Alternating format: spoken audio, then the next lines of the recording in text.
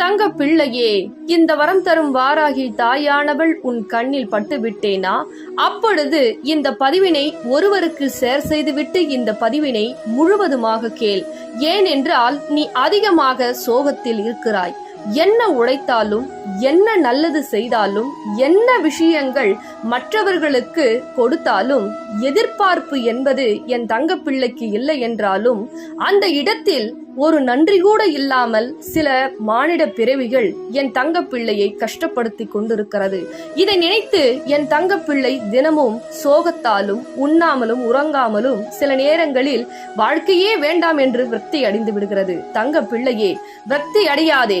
ஒவ்வொரு தருணமும் நான் அனைத்தையும் பார்த்து கொண்டுதான் இருக்கிறேன். உன்னை சுற்றி என்னவெல்லாம் நடக்கிறது என்று நான் கூடிய விரைவில் அனைத்தையும் புரிய வைத்து யாரெல்லாம் உன்னை ஏமாற்றினார்களோ அவர்கள் கண் முன்னே நான் வாழ வைக்கப் போகிறேன். அதனால் தைரியமாக